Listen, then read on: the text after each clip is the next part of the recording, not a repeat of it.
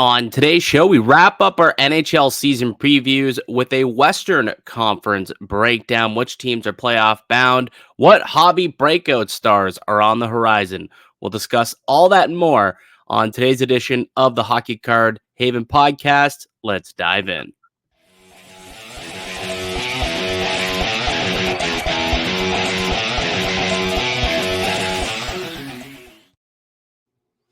Hello and welcome. This is episode 22 of the Hockey Card Haven podcast with myself, Mike Distefano, and my co-host, Anthony Santini, here to dive deep into the world of hockey card collecting, flipping, and investing. What's going on, Anth? How you feeling on a Wednesday? What's up, buddy? Feeling pretty good. Hurt my back a little bit, tweaked it a little. It's been pain, man. I won't be able to sift through the cards as much, and obviously the golf game might be affected, but we're feeling good though. Good start to the week with class, so ready to go. Only a couple of days left, really, in the golf world, and you might be sidelined, brother. Speaking of sidelined, I mean, how about all these injuries in the preseason? Like, I know this is a hockey card show, but let's not leave out, the main subject, which is hockey. And there's been a rash of injuries this preseason. Patrick Laine with that knee on knee. Last night, you saw Stützle leave with an injury. Panarin left with an injury. Macklin Celebrini, the rookie for San Jose, first-round pick, he left with an injury. Tons of injuries throughout this preseason. What do you make of it all? And I guess, you could wrap it up with how you think it'll impact the card market as well. I think watching last night's SportsCenter edition of what's going on in the hockey world kind of answer that question for me, because what they had up on my TV when I was watching was, is the preseason too long? I think it was the Jay Onrait show, actually, to be more specific. But it's a valid question, because when you compare it to other sports, we were talking, me and my buddy, and we were saying in the NFL, you don't see these star players really come out in the preseason, whereas in the NHL, you see them in these home games come out and play. And it just really affects what happens and how a player's season could start. Obviously, Patrick Laine going down, Celebrini goes down, David Reinbacher went down. There was also one more player. Panarin, Stützle, Tkachuk, Nylander, Tavares, like the list goes on and on. Drew Doughty, an older guy, who obviously, barely even needs the preseason to really get going. He's been doing this for a while, and obviously his season is pretty much done. I know they're very optimistic as to his return, but for an older guy like that, it could be tough. I don't know. I think for the card market, it's gonna affect it in a negative way, I'd say. Obviously, injuries are terrible for players' prices, and if people are going to get injured moving forward, obviously with the preseason just wrapping up and the season around the corner just starting this weekend, we're going to move away from it. But in the future, I think the preseason needs to be shortened up, or you just kind of give the players a leash of 1 or 2 games. That's all you can do. Well, yeah, it's shortened for sure, but like at the end of the day, like injuries are always going to occur, unfortunately. So it's I mean, Celebrini, caught a rut yesterday in the ice and kind of slid, feet first into a boards and injured his ankle. That could happen in a regular season game too, right? Yeah.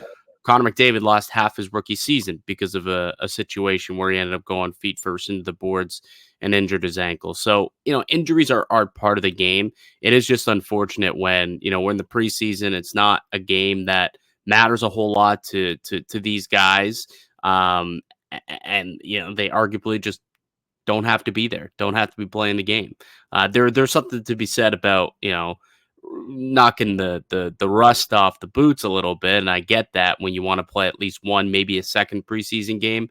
But yeah, it's really unfortunate to see all these big injuries that are occurring with stars of the game, and it's also just another reminder that like Patrick Laine, remember how crazy his market got when he got traded to the Montreal Canadiens? Like, people were paying enormous prices to get this guy, thinking like, oh, he's in Montreal, big time market. He's going to have a bounce back, score a bunch of goals.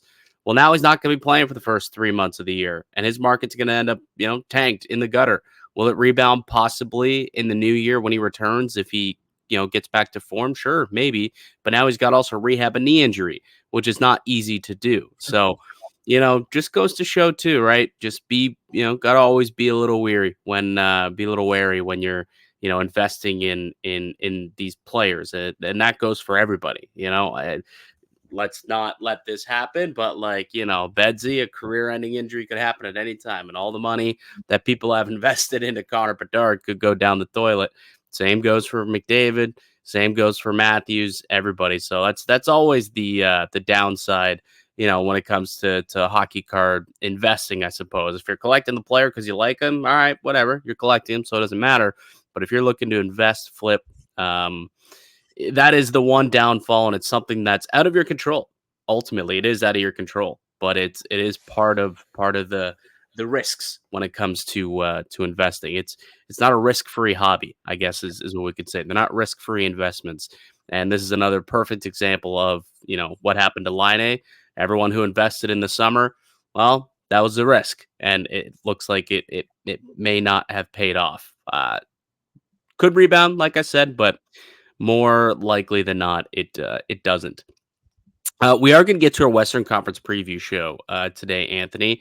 But before we get there, I do want to bring up something because I made a prediction back in, I want to say it's probably like April, maybe April, June, that before we drop the puck on opening night in the NHL, I had the belief that Connor Bedard's PSA 10 pop count was going to be the highest populated hockey card in existence when it comes to PSA 10 at the PSA registry. How close do you think I am, Anthony? Hmm. It's got to be pretty close, man. I mean, there was a lot of hype this offseason. It feels like his price hasn't moved at all. Probably at least, oh man, it's probably pretty close. It's got to be pretty close. Within 100, no? I would say it's within 100. Yeah, it's within 150. No, yeah, 105. It's within 105 of Jack Hughes. Ooh. And saying that, actually, I'm being kind of it it's now officially the highest populated PSA 10 card in the hockey registry. So it's 105 past Jack Hughes is what I was trying to say there. So yes, it's quite close. It's actually surpassed Jack Hughes, and Connor Bedard officially owns the highest populated PSA 10 card in Wow. the PSA registry. So I was correct. My prediction was right. Before we get to the puck drop on opening night, Bedard is officially the number one highest populated PSA 10 card with 5,603 PSA 10s with a 45% gem rate. That's the crazy thing. I mean, that's only a 45% gem rate. We still have 5,600 of these bad boys in total. PSA. This is just PSA, not BGS, not anything else, but PSA has graded a total of 12,478 Connor Bedard base Young Guns. Wow. That's unreal. It just goes to show too how many have been printed. Obviously, a great prediction by you. I got to give you your flowers for that. But the amount of PSA 10s, 5,600 is unreal. That's Yeah. like unreal. Even just to imagine how many ungraded there are too. That's people looking at a card, sending it in, getting it back, comes back at 10. That doesn't count any of the ones that were sent to BGS, SGC, other graded companies are stashed away in a box. Sorry. You'd almost got to imagine that in total, there's probably 25,000 of these printed of just a base Connor Bedard Young Gun. Oh, there's a Maybe lot. more. Yeah, Maybe there's more. I would assume there's more than that. Yeah, I would think that there's more ungraded cards than graded cards. I think more Wow. people keep their cards ungraded than graded. Yeah, it's kind of insane. But that we've always talked about that, right? Like the PSA or the base Young Guns is not a rare card. It's a highly sought after card, but they're not rare, and that's why they came out with the outbursts, the exclusives, the rubies. Like we've got different cards now. The high gloss, obviously, that are far more. I don't know if I would say they're desirable, but they're definitely less likely, right? And of course, the gold 1 of 1, which still is out there, the $1 million bounty card, still out there somewhere, we believe. It hasn't been reportedly has not been found yet. But yeah, that's quite wild that Connor Bedard in less than a year, like this card came out in March and has already surpassed every other card as the highest populated PSA 10 in existence in the hockey card world. So Jack Hughes is number 2 with 5,498. Kaprizov is number 3 at 5,399. And then that's it in the 5,000 club. No one in the 4,000 club. You got to go all the way to 3,808. I'm curious who you think that is. Who has 3,808 PSA 10s? Maybe someone got to be a card that's maybe like Matthews or Kale McCarr. Matthews. Is it Austin Matthews? Matthews. Yes, Austin Matthews. And what's interesting about that is, and look, you are an owner of many of these. You've had a lot of these 3,800, Matthews 10s come and go through your collection. What's interesting about it is it's really the only card of that era, I would say, of the non-COVID era, of the old school BGS era, that is this high. Like even McDavid's not that high. Like McDavid only Yeah. has 2,900 PSA 10 Young Guns. Mikhail Makar is 2,700. Pedersen 2,600. Like there's not as many, and I wonder how much of that is people cracking ultimately. Like for Austin Matthews specifically, and I know tons of people who do. Like you can be honest. You are a guy who cracks. You see a 9 that you think could 10, you'll crack, you'll send it. Or you see a BGS 9.5, you'll crack, you'll send it and try and get that 10. I wonder how many more people are doing that with Matthews as opposed to any other, young guns. Because outside of that, we're looking at 2023, 2020, 2021, 2020, 2021. Hughes was 2019, 20. It's they're all in and around that COVID boom when PSA and grading really became a thing. Prior to that, Beckett was kind of the king of hockey grading. And then out of nowhere, Austin Matthews just had a rash of cards sent out to PSA. And here's where I also think it could potentially be a big cracking thing. 68% gem rate on Austin Matthews. Yeah. 68% of the cards being sent in are 10. So that would make me think that, a lot of these cards are, you know, being polished up, sent in, or they're cracked as I don't know whether it's tag or it's KSA or it's BGS 9.5s, whatever they may be, and then being resubmitted. And people already kind of know, all right, this graded high before, probably going to grade high again. Yeah. I mean, even too, it's one of the cards that I've noticed where throughout the past 2 years of really grading them, it's the number one card that I think for me personally grades the best. And I'm sure graders out there know that when you see an Austin Matthews Young Guns, it doesn't have to be absolutely perfect. I've graded cards. I'll never forget. I bought 2 Matthews Young Guns in a lot. It was like $1,000 for the pair. Maybe like 600 and 400. One was like super damaged. I don't remember the price exactly, but let's ballpark it for conversation's sake. One of them looked great, and I was like, yep, sending it off. The other was so poorly. I think there was like a fingernail like dent in the card, and also the corner didn't look good. And I was like, you know what? Like, no one's gonna like buy this as is. It's gonna be hard to like show it. Let me just grade it for 30, 40 bucks. Let me just grade it. Let it get the PSA 8.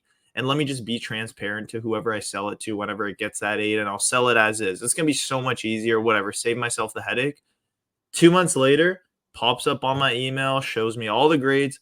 Oh my God, this thing got a PSA 10.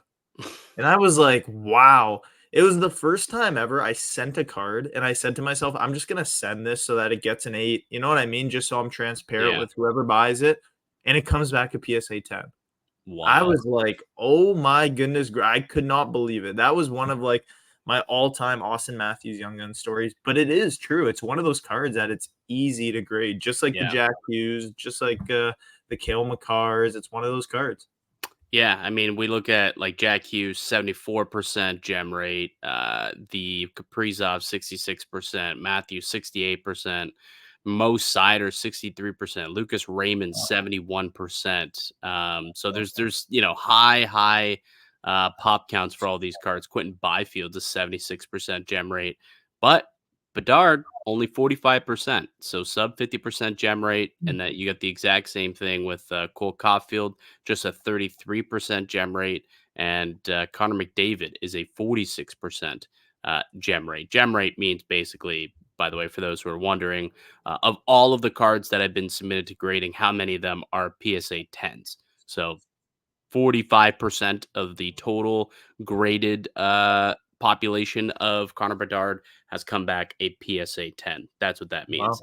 Wow. All right. So yeah, kind of wild. It is interesting. I mean, this is probably a conversation for another day because we do got some Western Conference preview we want to get to, but that story does kind of make you think twice about where we're heading and why the grading world is as big as it is if stuff like that is happening because Yeah. it really makes you think like, do you really trust these tens?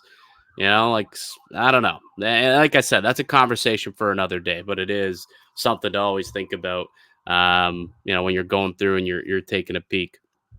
All right, Anth, let's get to our Western Conference preview show. We went through all 16 teams in the Eastern Conference last week, and now we got to go through all 16 teams of the Western Conference, talk about, how we think each team is going to do this season, and maybe a player to watch, a hobby breakout candidate, an intriguing card angle of some kind for each team. So why don't we start in the Pacific Division, and we'll start with the Western Conference champions from a year ago, the Edmonton Oilers, the Connor McDavid-led Edmonton Oilers, returning a lot of the same players and adding even more to the group. I like the Oilers this year. I think they're a team that again will be competing for a Stanley Cup. How do you like Edmonton's chances at repeating as Kings of the West and maybe potentially a Stanley Cup in the horizon? I think it's the one team in the NHL right now that I look at and I think to myself, you know what, maybe this one Canadian team could finally bring the Stanley Cup to Canada. I'm not too sure. Obviously, a great showing last year. One of the best Stanley Cups that I've watched in recent memory, hands down. And I feel like they did make improvements, obviously adding some great players up front to play with Connor McDavid, but losing the likes of Philip Broberg and Dylan Holloway is a gut shot, for sure a gut shot, because they're not flashy players, but definitely players that help them get to that Stanley Cup final. But I feel like being the odds-on favorite right now to win the Stanley Cup, rightfully so, they are. And I feel like they do have a really big chance at doing just that. But I don't know. For me, I think that Evan Bouchard is going to be my player that is going to have the biggest rise this season, or someone to look out for because of his offensive ability as a defenseman, where he could kind of carry one of the best power plays in the NHL, arguably one of the best power plays in NHL history. Yeah. And it's a little bit of a risk, so tread lightly, because if he doesn't perform, I feel like his prices could tank really hard and really fast. Yeah, for sure. I mean, that's, goes without saying for all of these players mostly, but we did see that there was a hobby market for him throughout the playoffs, right? Like you saw his young guns explode throughout the playoff race there. So, as long as he's performing, people are going to be interested and invested in Evan Bouchard. And hey, point sell, goal sell, and Bouchard's got a big time clapper from the back end. If he rips home 15, 16 goals as a blue liner, maybe touches up on 20, he's going to be a guy who's going to sell for sure. I kind of like a couple of reclamation projects that they brought in, and you can get these young guns for pretty cheap, but a guy like Jeff Skinner, a guy like Victor Arvidsson, they brought them in and they're going to be skating in the top six and they're going to put up points. And I just think you can get them pretty cheap right now. You can pick up Victor Arvidsson young guns in your $1, $2 young guns bin all day long. You could probably pick up his PSA 10 for like 25, 30, 40 bucks. And he's a player who, I like. I think he was great when he was with the Nashville Predators. He was injured last season. And I think you put him in a top six, whether with McDavid or with Draisaitl, he's going to start performing. He's going to start putting up some points. So I kind of like Arvidsson as a sneaky little, bounce back candidate this year, possibly. And he's pretty cheap in hobby terms. All right, we'll stick with the Canadian teams to start off in the Pacific Division. We'll go to the team that won the Pacific a year ago, the Vancouver Canucks. How you liking Vancouver this year, Anth? I mean, I think they're gonna regress a little bit compared to a great season last year. I mean, Vancouver Mhm. was so good last year. So many players that started off hot. I'll never forget that little stretch at the beginning of the season where they just slapped the Edmonton Oilers. I remember that one goal. It was like a saucer pass from Elias Pettersson to I think Connor Garland or Besser. It was just nasty. Early on in the season, there was all the hype in the world for the Canucks. But for me, I feel like they might run into a little bit of an issue right now with Thatcher Demko because they're downplaying his injury, but it does seem like he's going to be dealing with some pretty good barriers to what he's usually not used to. And obviously, going down in the playoffs last year, we had to see Artur Silovs step up and play well, and he did. He played well. He wasn't a standout goaltender. It wasn't like he came in and stole the show like Jordan Binnington did when St. Louis won the cup just a couple years ago. But he's going to be my player that I think could stand out, and that's only going to be if Demko does stay down or is battling injury all year, because I think they do trust Silovs. He's on a team-friendly deal, very cheap. I feel like he still has a lot to prove, and he could see a big pop just like he did in the playoffs if Vancouver rides with him and they do well this year. So my eyes are on Artur Silovs. Yeah, their season's really gonna kinda live and die with the health of Thatcher Demko. It is going to be unfortunate. They did bring somebody in over the offseason. They added Jake DeBrusk, and I think that's a player who could see a nice little hobby bounce back or maybe a hobby bump because he's now in a Canadian market and he's slated to play next to Elias Pettersson, who again I hope is another hobby bounce back guy, kind of guy. And together, like Jake DeBrusk, he's a really good player. I like the style of game that he has. I think it fits well with the system that they want to play there in Vancouver. And he's someone who could just get the puck to Pettersson and then go to the net and try and fill the back of the net. Like he's had tons of success really when he was with the Boston Bruins. I think he can continue on that in a similar role here with Vancouver. So I kind of like Jake DeBrusk as a nice little bounce back slash, really breakout candidate. You can get his PSA 10s for about $60 Canadian. I could see that, there's some growth and some potential in Jake DeBrusk there. All right. The Calgary Flames, the last Canadian team in the Pacific Division. Not expecting a big season out of the Calgary Flames. What about you, Anth? No, not at all. Like it feels like there's not even much to talk about this team too. They could arguably be the only team contesting for the last spot in the NHL. I don't think you're looking at a playoff Ooh, team.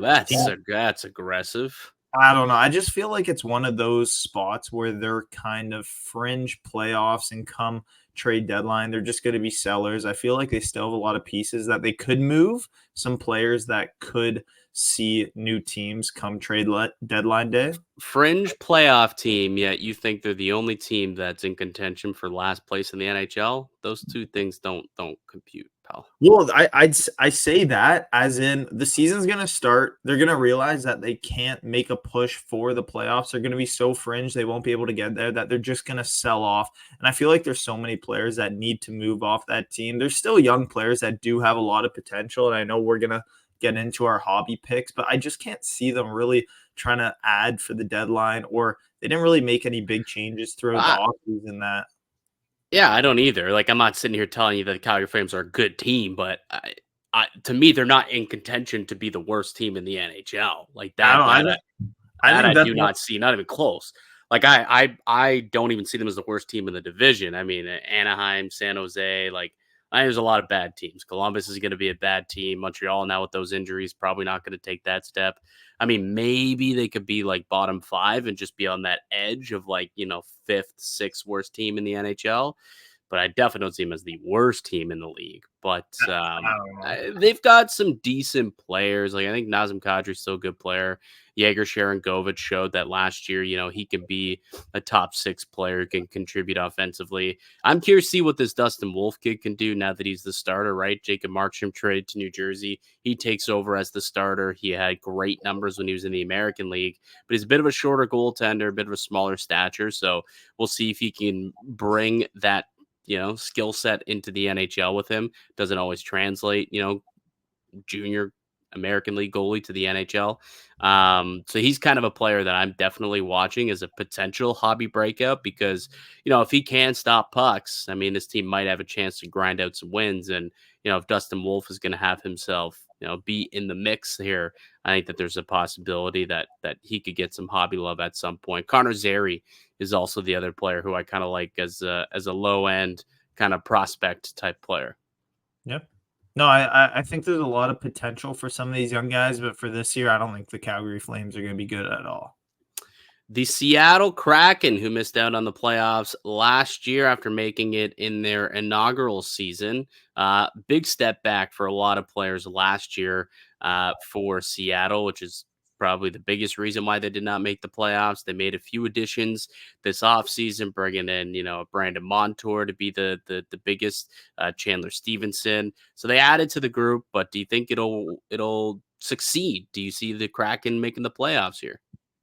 I don't know if I see them making the playoffs this year. I feel like they're still a young team with a lot of potential. Beniers, who's a great player, had a little bit of a down year. So he's a guy where you could kind of say, okay, maybe it slotted in that center two role behind Chandler Stevenson helps him take off the pressure and really succeed like he was touted out to be. But I don't see I don't see the Seattle Kraken making the playoffs this year. I think there's going to be a big step up from some of their younger guys. Obviously, Joey Decord, who had a great season last year, can he become a full-time starter in the NHL and a great starter at that point? But for me, I think Shane Wright's going to be the player that I have a pin in the wall because I don't know. It's been a tough 2 years for him when we see players in his draft class like Slavkovsky succeed. Obviously, he hasn't started out his NHL career playing a couple games last year and obviously performing well, but still waiting for that big chance where he can become a full-time NHLer. And for a Canadian guy, we obviously know how well those guys do in the hobby. My eyes are all on Shane Wright. Yeah, Matty Beniers is a guy. You brought him up, had a down season. I still think he's a really good player. So I expect for him to have a nice little bounce back. But it's wild to me. I'm looking at what some of his prices of his raw young guns have been going for recently. 650 US, 425 US, both on bids. Like we're talking about a guy who's dropped into the $10 mark for cards. He was the number 2 overall pick a couple of years ago, won a Calder Trophy, and then he had a down year last season, but the whole team kind of did. I expect for a big bounce back from Matty Beniers. He's one of my biggest, I would say, kind of off season pickups for guys who could rebound. I picked up a couple of his rookie autos.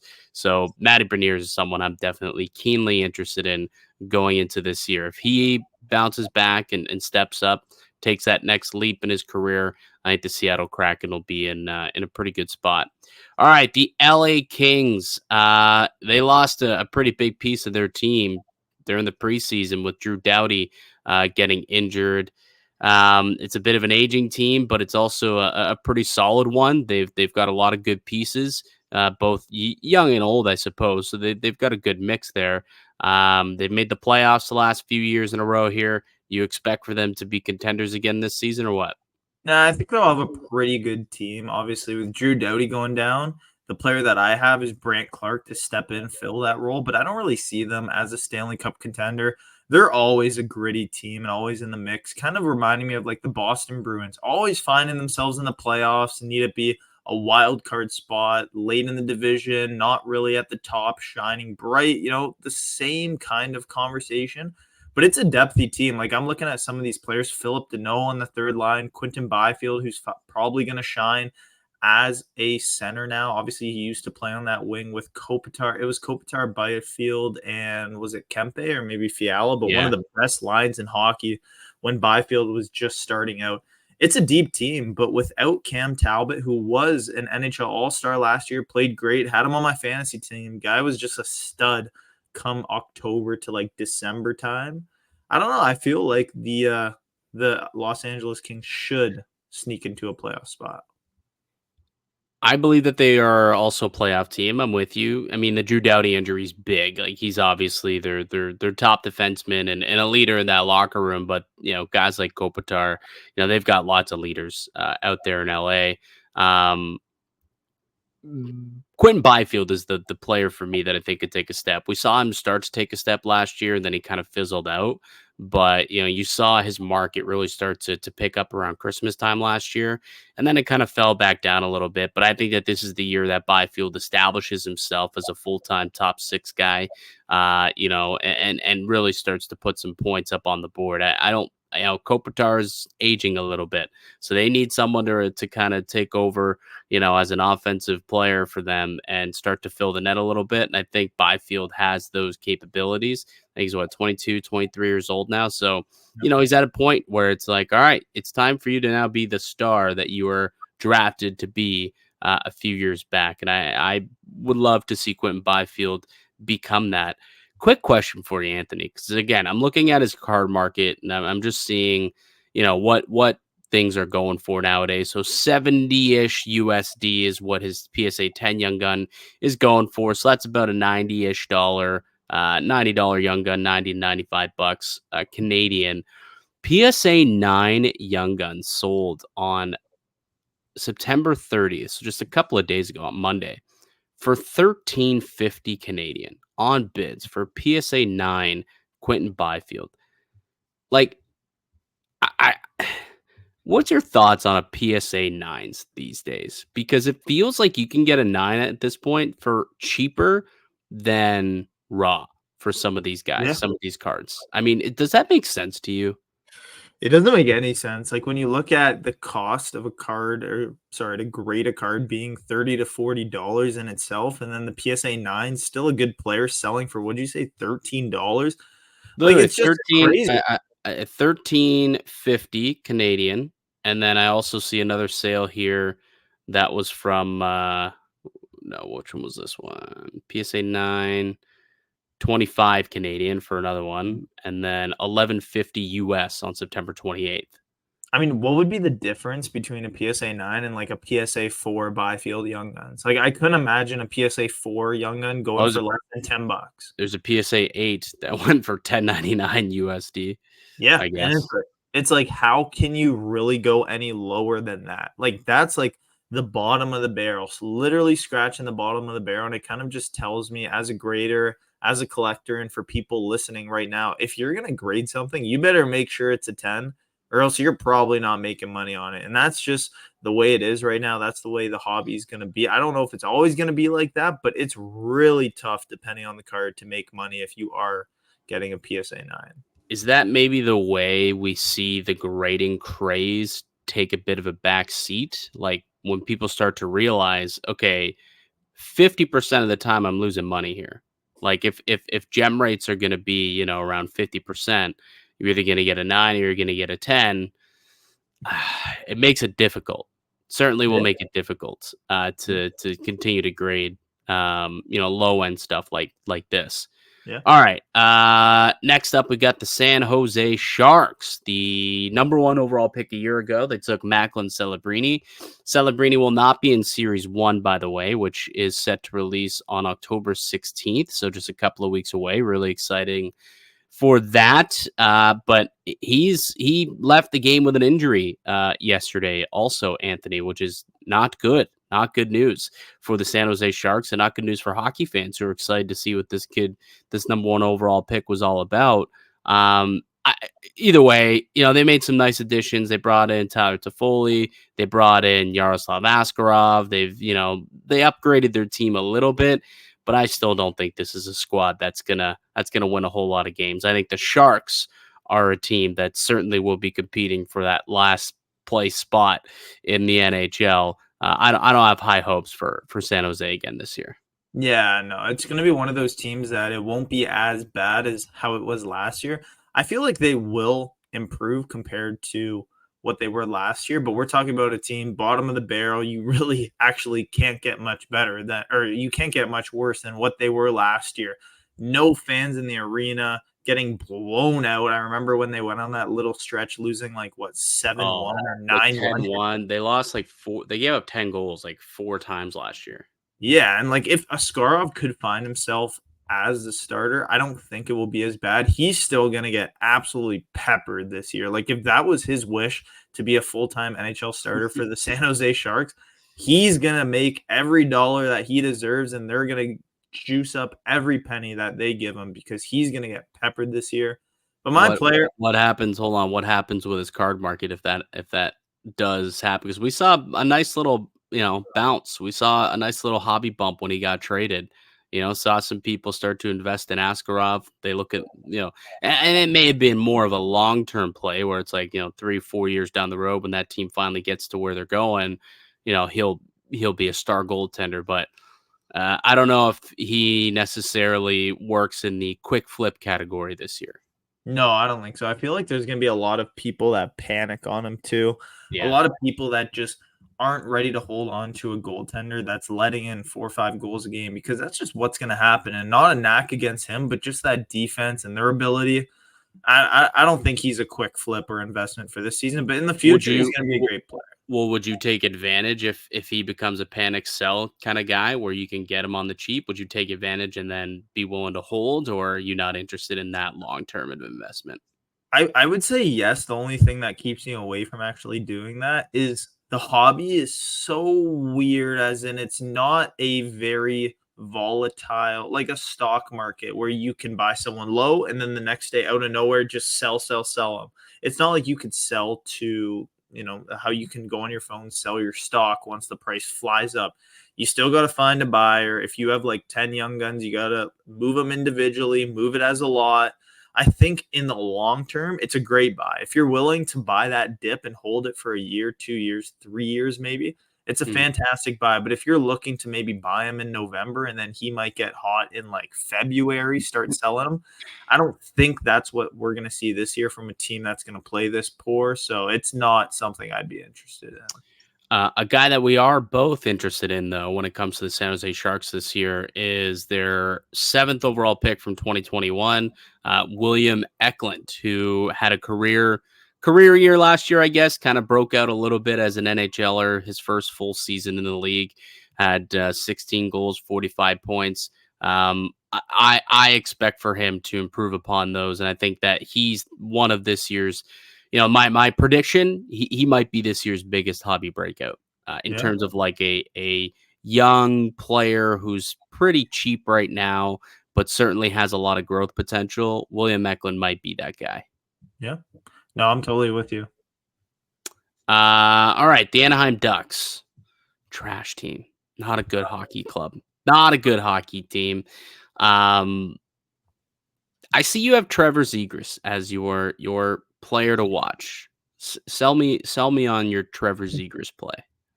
I just think he's in a spot where he's fighting to be at the top of the lineup. Sorry, they've drafted Leo Carlson. Mason McTavish has stepped up. That center role for Trevor Zegras is really clogging up.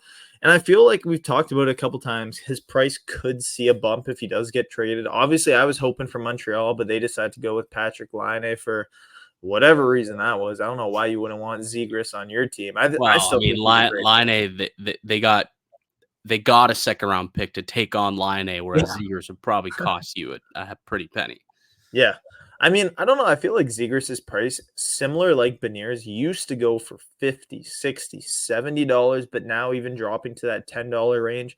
And even being able to snipe them for $5, $10 is just really low for Zegras. Someone who's so flashy in the NHL, on all the commercials, was the cover of NHL 22 or NHL 23 just a couple years ago, and a very popular player, which we know can really drive the market for someone in the hobby. Is he still a popular player though? Like that's kind of my question with Zegras. I feel like last year was so tumultuous and the league and the fans like have kind of moved on of Trevor Zegras. Like I don't know if he still has like that star potential he once seemed like he might have.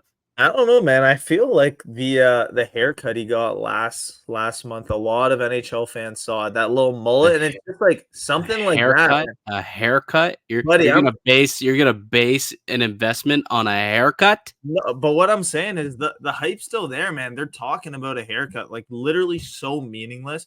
And you saw it on Twitter. I know you saw it. You saw it on Instagram. You see it talking about on sports pages. Like there is still the hype for Trevor Zegras. He's still the guy that had that awesome goal against Buffalo and still the king of the Michigan. And I feel like he's coming out flying this year. So he's going to have a great year. Fingers crossed. Not taking him in fantasy or anything, but I feel like if you're picking his young guns up for $5-10, you can't go wrong. It's Like you cheap just enough where it makes sense. You yeah, probably can't lose if you're buying it for $5-10. You probably can't lose. You could at not least move on from it for that price. Quick correction: Trevor Zegras did not score that goal against Buffalo. oh, Got he the assisted. assist. Correct. Everyone calls it the Zegras goal. It I wasn't know, but Zegras' it was goal. a Zegras assist. It You was know the who? assist. Do you remember who scored the goal? It He played was for Washington. It was he. Sprong. No. No, Oh, why am I blanking? I do know it. I'm looking at him right now. I can imagine his. Oh, I got the name. I got the name if you want Just it. give it to me. Sony Milano, baby. Milano, Sonny Milano. Yeah. Right, rightio. All right, we'll finish up the Pacific Division with the Vegas Golden Knights.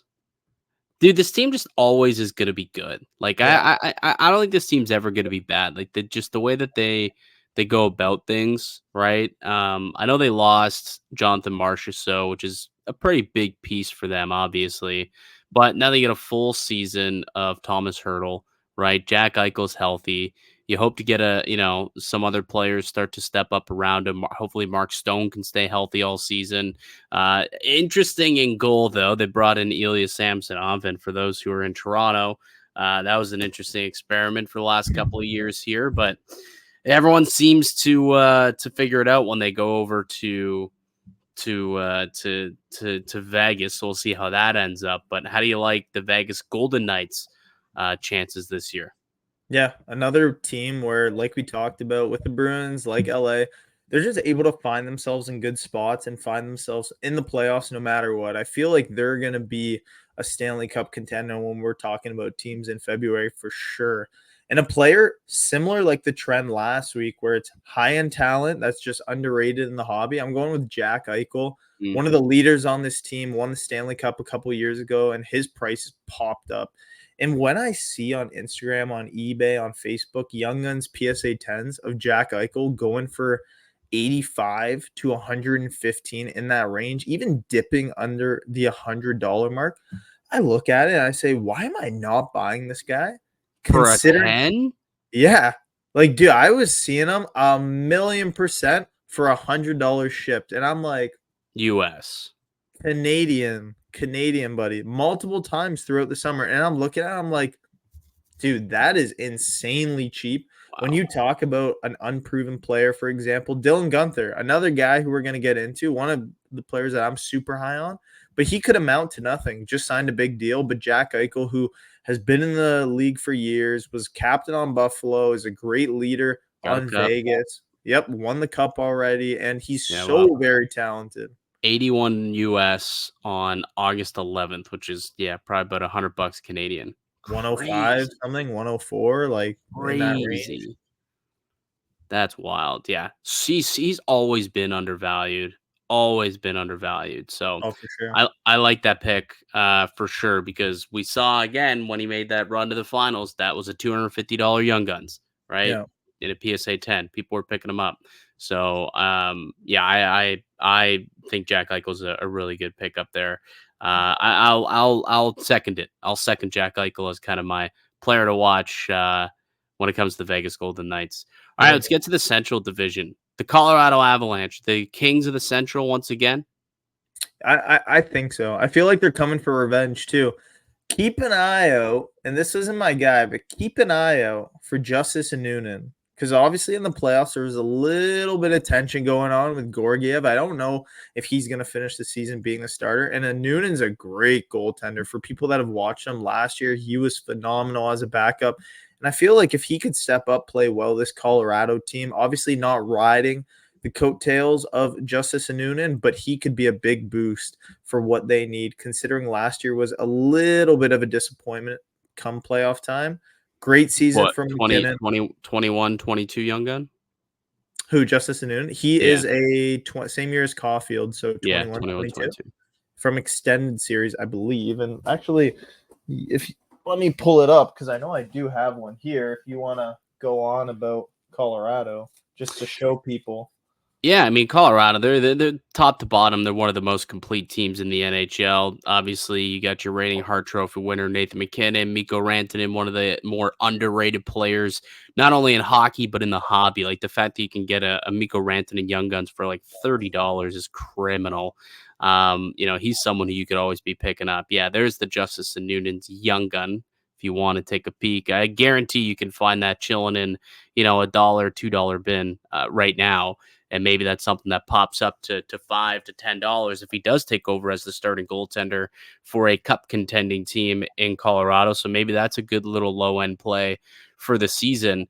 There's a couple of guys too who have made their way to Colorado that I think could, really benefit and have another strong season. Last year you saw Druin kind of come back to life in Colorado. He's still skating on a line with Nathan MacKinnon and Mikko Rantanen. I think he could even see a bigger kind of step up this year. I could see Druin approaching 70, 75 points, and all of a sudden, all those Druin cards that, kind of were thrown out that no one cared about, that were just sitting in value bins, will all of a sudden take another step up this year. So I kind of like Jonathan Druin as a sneaky little play for the Colorado Avalanche this year. Yeah.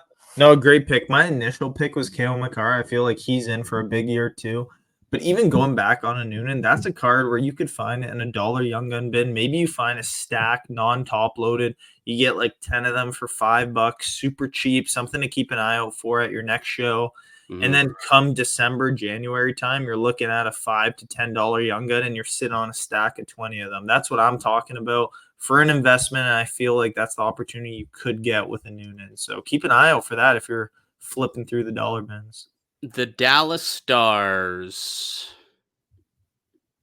A tough spot for the Dallas Stars, I think. It's a team that I've felt indifferent about. Why? Only it's a great because team. only because I've had conversations with so many buddies, and I'm super high on the Dallas Stars, but I'm indifferent because a lot of my buddies don't really have them in that contender top 3 conversation. Like when we're talking about teams like Colorado, Dallas, and maybe Edmonton, I'm going to say are the 3 best teams in the league. Yeah. I'm going to put Dallas as one of my contenders to win the Stanley Cup, but I've had many, many conversations with people talking about Jason Robertson, Wyatt Johnson, Miro Heiskanen's as quote unquote frauds. I don't really know if you can assess them as that. What? But I feel like Dallas is in for a big year. And the way that they've drafted and the players that have come up in their crop line, it's just been I almost can't say the word, but a dream, that's for sure for the Dallas Stars staff. Yeah, I mean the Stars are one of the best teams in hockey, right? I think that they're super talented, right? You look up front, Jason Robertson. He had a down year last season. I'm pretty sure he still ripped home 40 goals. Like that's the type of goal scorer that Jason Robertson is. Wyatt Johnston, a player to watch for me, is only ascending, and we saw what he could do in the playoffs and the way he could take over games. I think that's just going to continue as he, gets older and older. He's only 21, 22 years old. Like he's so young. So he still has, another level to get to. Logan Stankoven, who I believe is going to be a feature in Series 1 that's coming out in a couple of weeks. I think that his market's going to be high. People like Logan Stankoven. He had a good, back half of the last season when he got called up to the NHL. So, another player to kind of watch there. And then, Jake Ottinger is always such a good goaltender, and he's another kind of underrated player. I know goalies don't get a lot of love in the hobby, but like Ottinger's, just so good and so reliable. So I think there's a lot of really solid hobby plays when it comes to the Dallas Stars. Miro Heiskanen sells too. Like Heiskanen has a good market. You wouldn't think it, but he does. So there's a lot of really, really intriguing plays when it comes to the Dallas Stars and the hockey card hobby. And the fact that they once again will be a good team. It's going to compete, for a Stanley Cup possibly. They're just definitely a solid squad to invest in. Oh yeah. All right, the St. Louis Blues. This is an interesting team. I think this is a club that could go either way. It could be fighting for a wild card spot, but it's not a city. It's not a market that gets a lot of hobby love.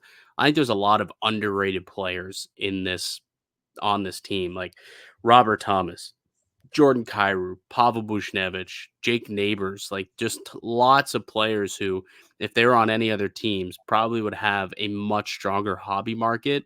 But for whatever reason on St. Louis, they just don't get it. But these are good players. I mean, Robert Thomas had like 88 points last year. He could Yeah. pick up his PSA 10 Young Guns for like $75. Criminally low for a player of his stature. Yeah. No, I've been high on Robert Thomas for the past year and a half. I had him in fantasy last year. I always bring up the fantasy conversation because he's so talented.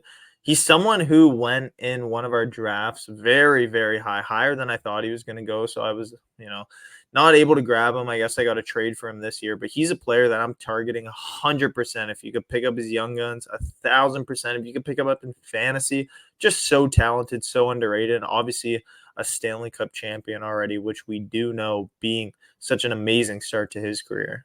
Mhm. Jake Neighbors, another little low end play that I like as well. Someone who started to come on last year. I think he had 28 goals as a 22, 23-year-old. So Jake Sleeper. Neighbors, someone else I like a lot. All right, the Utah Hockey Club. And you've been banging the drum that you believe that Utah, moving from Phoenix to Utah, they're going to see some hobby buzz. And you like, you've been picking up some Utah guys, and one player in particular that you've really been picking up a lot of over the last couple of years. But as a team, when it comes to on the ice, they've been building. They've been building. They made a couple of big trades. They brought in Mikhail Sergachev, big time pickup for the blue line. Is this the year? Is this the year that the Coyotes / now Utah Hockey Club makes the playoffs? I think so. I think it's a little bit of a bold prediction, but finally, we've been waiting for Utah. I guess we got to call them, but Arizona and the Coyotes to make the playoffs. But now we'll say we've been waiting for Utah to make the playoffs forever now, and I feel like this is the year. Still a question mark in net, though. Obviously, Connor Ingram started the year so well. I love Vejmelka, Connor Ingram. I think oh he's like you talk about a Noonan being like Connor Ingram is legit. Like his underlying numbers, he was one of the best goalies in hockey for the first like 4 months of the season, yeah, he was legitimately. phenomenal. So I think it's solidified a net, to be honest with you. And he's another player who's so cheap. He can get his young guns for a couple of bucks. You could get I saw his PSA 10 going for like $40, which is Probably basically kind of the price of grading. I'm sure you could haggle down to maybe like 25, 30, 35 yeah. bucks, whatever it might be. But Canadian, either, by the way. These are oh Canadian prices. yeah. Either way, I feel like Dylan Gunther's still my guy. I'm not just gonna say it too. I gotta back it up. I got the Dylan Gunther collection right here. Tons of young guns, just tons. And I've been buying them for over the year and a half, I guess you could say. Yeah. And I'm just super high on this guy. I feel like this young gun could go to $30 to $40 if he could score 40 goals, which I think he's more than capable of in his career. But there's just so much opportunity for him now on a better team and a better franchise and a better city. So Dylan Gunther's 100% my guy to get that increase this year for Utah. Well, he played half the year last season and still, was able to score 17 goals in like Yeah. 45 games, right? So I think for sure if he ends up on a line with, Clayton Keller, like those two are going to make magic. I'm with you. I think that it's going to work there. I like Dylan Gunther as a player. I've always been a big fan of that investment for you. So I think that's a pretty solid one. I'm with you on Dylan Gunther being a pickup and maybe a big time hobby breakout candidate. One of the guys where you look at it's like this could be the breakout year for Dylan Gunther Yeah. and his prices. All right, the Winnipeg Jets. This is a team where you look at again, not a lot of hobby relevancy, but they're always a good team. They're always in the mix for the playoffs, and it's pretty much because they've got a Vezina winning goaltender in Connor Hellebuyck that does nothing but stop pucks. But lots of underrated hobby players on this squad. Like Kyle Connor is a multi-time 40-goal scorer and really just does not get the love he deserves. Like you score 40 goals each and every year. You'd think his young guns would sell for more than $25 a piece, $30 a piece, but it doesn't. So it's an interesting squad, but I think they've got a couple of players that we could possibly see a breakout come from. I think Gabe Velarde last year, before he got hurt, was trending towards that breakout candidate. He was part of the trade for Pierre-Luc Dubois the summer before. I think this is the season. If he could stay healthy, that he really breaks out. I think he has it in him to score 30-ish goals. He's, kind of a two-way kind of force. I think Gabe Velarde, who is still out there in like the $2 to $5 range for his young guns, could definitely see that double if he has the season that I believe he can. So Gabe Velarde is an interesting player for me to watch. Yeah. His stuff is so cheap too. He was one of the heart and souls of Winnipeg. When he went down last year, you saw a real regression with their team and their performance. But for me, I'm gonna go with Cole Perfetti. Obviously, got the deal done this year, 2 years, 3.5 million AAV or 3.25 million AAV, which was a They gotta little play bit him. of an overpay. That's the problem. They gotta play him. Like the guy sat in the press box at the end of Yeah. last year and in the playoffs. Yeah, like I don't even think he has in 2 years played one playoff game or maybe just one or two. Like I don't Yeah, think at like all, which is crazy they gave him that deal. And to think that the comparisons were in that Philip Tomasino range, and Tomasino got the minimum, which is like 800. 815 or Yeah. 820, whatever, 825, whatever it might be. And they gave this guy 3 million plus. It really goes to show that they see the potential, and I feel like they're not going to pay a guy for no reason. Obviously, they can't sign him to an 8-year deal if they haven't seen enough of a sample size, but there's a lot of opportunity for Cole Perfetti to be a 20, 30 goal scorer in this league. All right. Nashville Predators. They did a lot this offseason. I mean, they went heavy hunting this offseason, especially in free agency. They brought in Jonathan Marchessault. They brought in Stamkos. Steven Stamkos is now a Nashville Predator. And they made an addition on the back end, bringing in Brady Shea as well. So I think the Preds are going to be a pretty good team. They made the playoffs last year. And I think that it's a squad that could probably do the same this upcoming season. How do you like Nashville coming into the year? And is there any kind of player from a hobby perspective that you're keeping an eye on? I just made a mess looking for this one card, but I got my guy. I feel like the one player that will make a buzz, and I wanted to look left when everyone looks right because I know everyone's talking Stamkos, Marchessault, Tomasino, Evangelista, Roman Yossi, Usaros. Like there's so many players on this team that could see a massive buzz. But the one guy, the one sleeper on this team that I feel like could find hobby relevancy, and he doesn't have it at all right now, like absolutely zero, is Jeremy Lazon. Got his future watch right here, and you could probably find this future watch for $1. You could find in the dollar bins, $2, $3 bins, and he's a guy for the fantasy owners that know. If you know, you know. This guy Hits. gets hits. Like I'm talking 7 to 8 hits per night, which is unreal. And if he could find himself some relevancy with that in the fantasy market, I feel like it's going to translate to the hobby market. And being only $1, $2 in a young gun or future watch, I feel like there's a lot of opportunity for him to become a popular player amongst the fans. So Jeremy Lazon's my guy, and I feel like for $1, $2, I'll pick up his young gun all day long, all day long. I even reached for him in my fantasy draft too. I think I reached like 3 rounds too high, but I think he's gonna be a good player. All right. Well, you can sit on an island on that one when it comes to Jeremy Lazon. Phil Forsberg is always a guy who's been super underrated. So Phil Forsberg is someone who I think is, an investable player. Like he had 40 goals last year. Tommy Novak is another one of those cheap little, dollar, $2 young gun type of plays that you could make. He is their second line center and plays on their second power play unit, had 45 points last year. Could see that kind of tick up now that he's officially in the top 6. So maybe a little Tommy Novak, but ultimately the Preds just don't ever have enough hobby love. I'll be curious to see what ends up happening with Stamkos's market, though. That's the one player to me that's kind of interesting. What happens with Stammer's market now that he's in Nashville? All right, the Minnesota Wilds, another team that's kind of always in the mix. They've got one of the most dynamic players in the league in Kirill Kaprizov. They've got some good young pieces around it, and decent situation in goal. I like Minnesota as a team. I think they'll be battling for another wild card spot. How do you like the Wild coming into the year? I think the Wild are going to be good this year. They have a lot of options in net too. I was just having that conversation. Fleury, Gustafson, and Jesper Wallstad just brewing in the minors right now. I feel like if any of those two goalies go down, Wallstead's going to step in, one of the biggest prospects in the NHL right now at the goaltending position. And even up front, there's a lot of young players on this Minnesota team that have really outperformed their expectations. Matt Boldy, Marco Rossi had a great year last year. I've been high on Marco Rossi for a little bit. Kaprizov, which people say was maybe a down year, still shined. Like, he's still a great player in this league.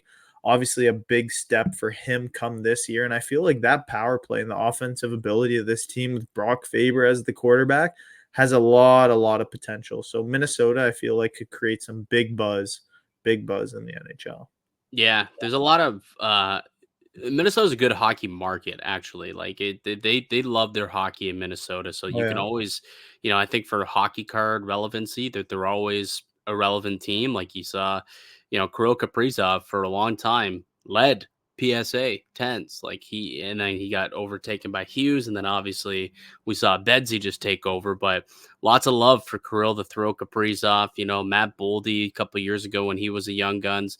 Lots of people in Minnesota looking to pick him up. Marco Rossi, you mentioned. Joel Eriksson Ek, one of those kind of sleeper plays.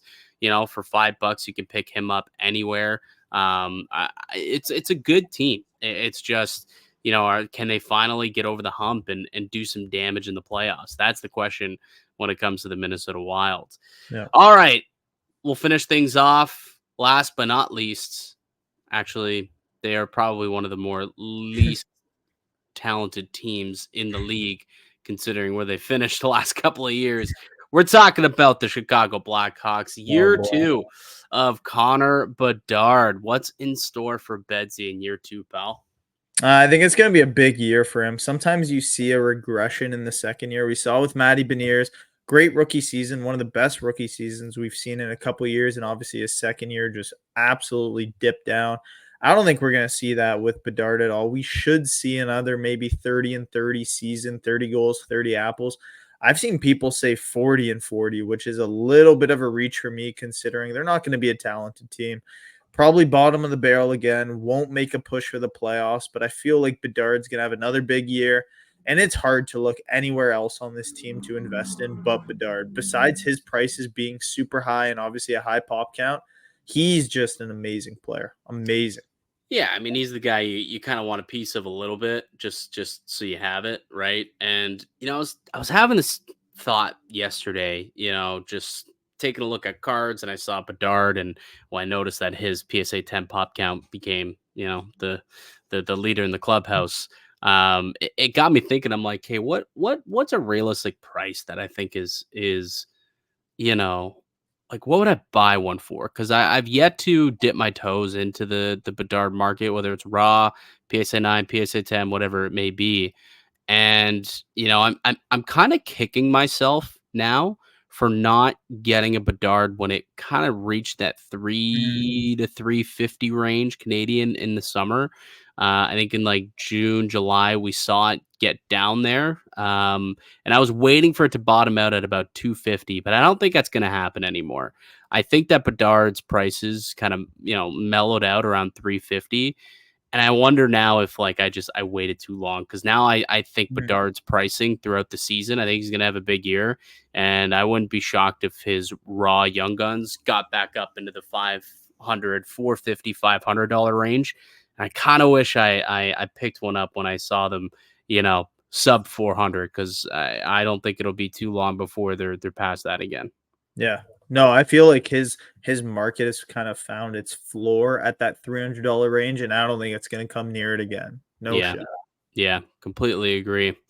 All right, that does it for the Western Conference preview. Again, if you missed last week's episode, we went through all the teams in the East. You can go check that out also. But we've done all 16 teams in the West now. Really quick, some hobby news for today. And Connor Bedard, we were just talking about him in the news once again. He has signed a memorabilia deal with Fanatics. Thoughts on this, Anthony? It's a weird situation, and I feel like Upper Deck could kind of shoot themselves in the foot by not getting a deal done with Bedard. Still lots of information to come out, so we are yet to find out exactly what the details are, what he can sign, what he can't sign. But one of the biggest players in the NHL, one of the youngest, best players to come out of the draft in recent years, and you're not going to be able to sign him, could be a big, big impact for the hobby. Big. Why do you say that? What worries you? I think you can miss out on a lot of big cards. Like when we talk about the cup, when we talk about future watches, could we see Bedard not be able to sign some of his most popular rookie cards? Like, No, no, no, no, no. This is it's just a memorabilia deal. okay, Not so cards are not included in this. So he still will be able to sign cards if I'm not mistaken. I believe this is just for memorabilia. So like jerseys and like autograph session signings, people will have to go through Fanatic. Like Matthews is signed with Fanatics as well. Ovechkin is signed with Fanatics as well when it comes to a memorabilia deal. So it doesn't necessarily have a big impact in the card hobby for now. I don't believe. So I don't think that it's going to be a situation because this has been an issue with Panini and like the hockey and or in the yeah, basketball and in the football world where like Stroud is signed with Topps, but then so he's not able to sign in the Panini products, which were his rookie license stuff. And then yeah, same thing, Wembanyama was signed with Topps, so he wasn't getting any signatures in a lot of his rookie stuff. Don't believe that's the case here with Bedard because the NHLPA as a union has an exclusive card deal with Upper Deck. So I don't believe this includes cards, just memorabilia. yeah. I don't know. I feel like if it doesn't include cards, maybe not as big of an impact. But even still, one of the most popular players in the NHL, it's going to be good then for the hobby to see signing sessions. Excuse me, and signing sessions. Local events, maybe in the area of Chicago, coming to Fanatics Fest, coming to these card shows. That could be a positive for the hobby. But if we were to see the card market affected, obviously could be very poor if Upper Deck can't sign, if Bedard can't sign for Upper Deck. Yeah, which I don't think is the case because, like I said, Matthews also has the same memorabilia deal with Fanatics, and actually Matthews was at Fanatics Fest this past year when they did it in New York, but he's still signing with Upper Deck when it comes to hockey cards. So, Yeah. but yeah, getting to see Bedard on the big stage at a place like Fanatics Fest or at a spot like the National, especially I believe it's going back to Chicago next year too. I think that's definitely a good thing. And as much as people hate Fanatics and what what they're doing, what they're up to, I mean, they're a big player in the hobby. So it's Yep. nice if they're going to latch themselves to the stars of the NHL and promote them and promote the sport.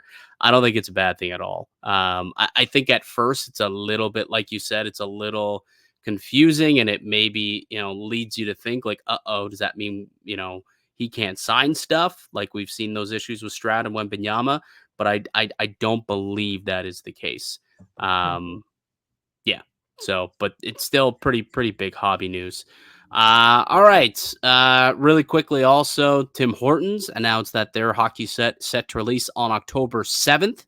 So that's going to be releasing on October 7th. There's going to be a special kind of Sidney Crosby little set type of things. I think it's was it it's some anniversary for Tim Hortons hockey cards, maybe 20th Hmm, anniversary or something like that nice. for the hockey cards. So they're doing like some special sets within it, and I think they're bringing back the Timbits as well, Timbits to the NHL cards, which are really cool, or they were back in the day. So October 7th, when you're hitting up your local Tim's, grab yourself your morning double. You can pop in and get yourself a pack of cards as well. I know it's part of my routine at the start of the season for sure. I'm always digging into these Timmy's cards. It's fun, You get I think it's like $1. Maybe they raise it to $1.50 a pack with a purchase of any beverage. So hey, there's not a lot of things you can get for $1.50 in this hobby these days. I'll Nope. take my 3-card Timmy's pack for sure. Yep. And then also just another reminder that a week after that, Series 1 going to be releasing October 16th. $150 pre-orders we're seeing. And again, the expected young guns, Cutter Gauthier, Logan Stankoven, Jesper Wallstat, Brennan Othman, Lane Hudson, Matt Rempe, just to name a few. And then really, I wanted to have a quick conversation about this. The NHL Amazon docuseries is set to release this upcoming weekend, Anthony, on October 4th. So just to go through it quickly, the names and players that are going to be part of it. So it's a 6-part series that they're going to be doing. And episode 1 will feature William Nylander, David Pastrnak. Episode 2 featuring Jack Eichel and Philip Forsberg. Episode 3 featuring Swayman and Matthew Tkachuk. Episode 4 featuring Quinn Hughes, Gabe Landeskog, and Jacob Trouba.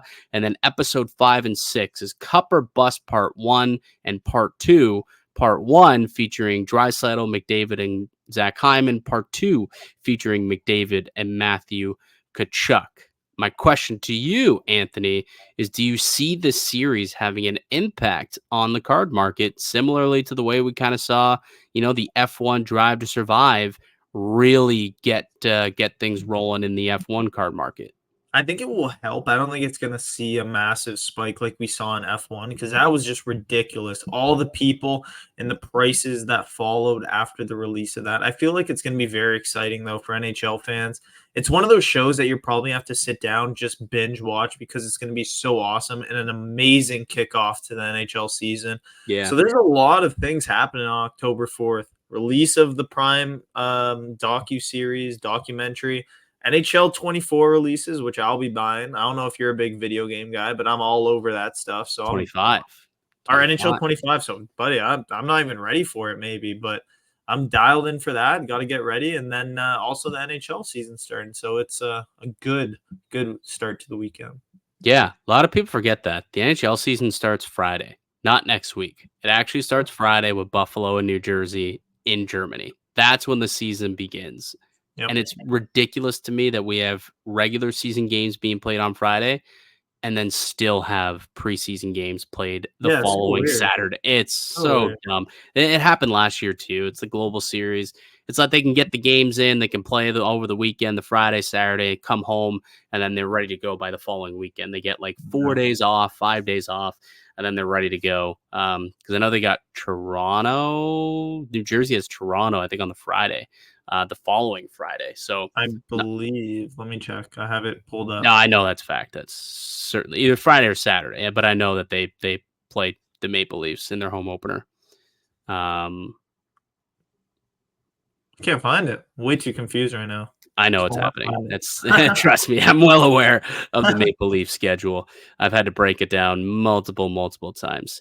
But anyway, so yeah, just a reminder. Real NHL hockey actually starts Friday, October 4th, not next Tuesday, like the NHL seems to always be, advertising, right? The NHL, it begins with the banner raising. It begins in Florida with them taking. No, it doesn't actually. It starts October 4th in Germany. Really dumb, but that's what's happening. So yeah, October 4th, big day in the hockey world. All right, Anthony. It's time for some show and tell. We both did attend a show actually over the weekend. Yep. We both got some pickups. So why don't you show the class what you picked up? Let's go. All right. So starting off, picked up a Tom Wilson Young Gun. Drafted him in fantasy, a little underrated player. Feel like he's a popular guy who people always want to collect. So that was a sweet little card. Little Leon Draisaitl Young Guns, obviously a popular player in the NHL, the highest paid player in the NHL. Happy to pick that up. Alexander Barkov, future. I believe that is an incorrect statement, by the way. What? Draisaitl, highest paid player? Yeah. Is he not the highest? Not till next year. Well, technically, highest contract incoming. As of right now, it'd be not till next Matthews? Year. As of right now, it's Matthews. And I feel like even by next year, someone will probably surpass Draisaitl.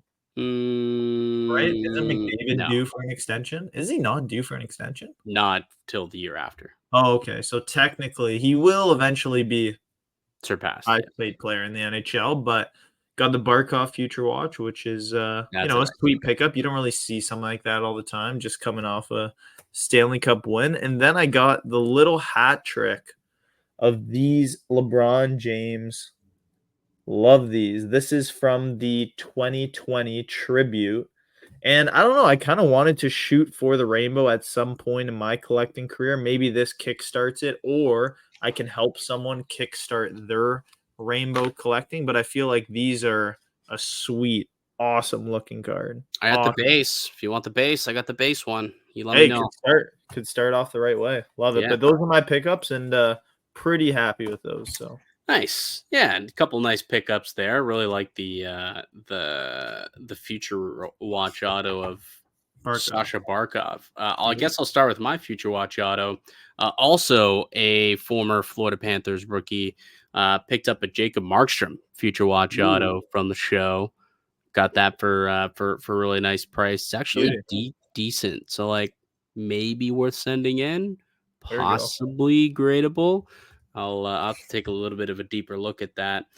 This was a bit of a lot deal with these two cards here, but picked up a game used jersey of Haley Wickenheiser called that was Nice. called Local Legends game used jersey of Haley Wickenheiser from the 2016 Upper Deck Team Canada Women's set. So picked up little Haley Wickenheiser, if not the greatest, one of the top two greatest women's hockey players of all time. Shout out to Marie-Philippe Poulin, who I also have a couple of jersey cards of. Picked up a Mitch Marner Young Gun as well. Yeah. Again, I just think that he's been, slept on a little bit. A lot of people in Toronto not big fans of Mitch Marner right now. You also got one as well. And look, I think that he's here for at least this season. He's going to put up a bunch of points, which means that market's only going to go up. People are going to forget that they hate him when he starts filling the net and helping Austin fill the net more so. Yeah. So if you can still pick up Marner at a good price, I still think that he's certainly a buy as long as he's still in a Toronto uniform. And then my biggest pickup was PSA 10 Kill McCarr Young Guns canvas that I got. Nice. Beauty. So yeah, so those are my four pickups from the show. Not a big show, so there wasn't a whole lot there, but yeah, we still made the best of it, Ant. We made Love it. the best of it. And Love it. couple shows coming up this weekend. Montreal Expo. The Montreal Expo is ongoing this weekend. I have FOMO. I wish I would have booked myself a hotel and gone there for the weekend. Didn't, obviously, so I won't be there. But it sounds like it's going to be a lot of fun. There's some really good signers too. Like Carey Price is going to be there. Doug Gilmour is going to be there. Timu Solani, pop in. They got a couple of current Maple Leafs Canadians players. Logan Mailloux is going to be there. Caden Primo. So should be a really fun event. So for anyone going to the Montreal Expo this weekend, enjoy yourself. Any quick tips, really quick, to those who are making their way out to Montreal? I know there's a couple of listeners who are. Any quick do's and don'ts? I mean, I went there in April or May. It was their last show. I just had a fantastic time, even away from cards. Like, number one tip is obviously just enjoy yourself out of the cards. When the show's over, go out. Don't just go home, look at the cards. Go explore the city. And number one tip is Get a poutine. Huh? Get a poutine. Yeah, get a poutine too. But also, number one tip, you got to go to the casino there. It is unreal. Like, it was such an experience there. Like, when we're talking about some of the nicest casinos I've ever been in, Fallsview has like nothing on this place. It was unreal. We ended up watching, I think it was like the Dallas game there in the playoffs. Oh my God. There was like free popcorn, there was drinks, there was music. Obviously, you could play whatever games you want. There was like 6 levels. That was like my highlight of the weekend, how awesome that was. So if you are listening to this right now, you're driving to Montreal, whatever you're doing, if you're in the hotel room, get up and go to that casino because it was just a great time. You got to get out more, pal. You got to go to Vegas. Hey, that was a good time though for a Montreal casino. That was a time. Hey, I just turned 21, 22, so I could, now I could go to Vegas. Now you can go to Vegas. I mean, as for the show, like the typical, tips, do's, and don'ts that I always like to tell people: wear comfy shoes. Always have those comfy runners on your feet. It's not a style contest. Trust me, not a style contest. No one's shoe checking you. You're not going to. I mean, even at these shoe cons, people wear the dumbest stuff. It's ridiculous. Like these big red boots things. It's like, come on, who actually? Like, that's ridiculous. So wear what's comfortable. because trust me, if you're going to be on your feet for hours on end, it's best for the knees, the hips, the back, the whole nine. If you're rocking a comfy pair of runners, and as always, don't. My biggest piece of advice to people who go to shows is like, don't waste your time with people who are just not going to make a deal with you. Like Yeah. ultimately, really quickly, my biggest tip that I have for people is look at a card that the price of, the current value of it. Let's say it's a Quentin Byfield Young Guns, right? We looked it up earlier today. It's about a $90 card in a PSA 10. If you see there's a $150 or $200 sticker on it and you ask, hey, can you do some work on this? And you throw out the number like $90 full comp and they say no, or they're not even willing to get close or anything like that, just walk away. Not gonna be for you. If you're there to flip, if you're there as an investor trying to get stuff on the cheap, that's just not going to work out for you. So identify those dealers quickly. The ones who are gonna, basically your Beckett guiders or your, market movers. Those are the two kinds of dealers in the hobby. You're going to want to deal with your market movers, not the Beckett dealers. Yeah. All right. Anything else you want to say? Actually, there's another show this weekend. I'm going to be set up at the Richmond Hill show at the Legion, the Evolution show. So I will be at that one for those who don't make it out to Montreal in Richmond Hill. I think it's Richmond Hill. Let me double check. I believe that's the one that's there. Either Richmond Hill or Markham. I always get those two shows mixed up all the time. Let me just quickly double check to make sure I'm correct. Either way, I'm going to be there. I just need to make sure I'm not wrong. Yeah, Richmond Hill at the Royal Canadian Legion, 233 Center Street. Yeah, 10 to 3. Beautiful. So I will be there. All right, buddy. We'll wrap things up. That'll do it for us here today on the podcast. I'd like to thank you all for listening and supporting the show. You can subscribe right here on YouTube, and also you can listen to the podcast on the go. We're now available on Spotify. Just search up Hockey Card Haven podcast. Hit subscribe and get new episodes each and every Wednesday delivered right to you. All right, we'll be back next Wednesday with another episode of the Hockey Card Haven podcast.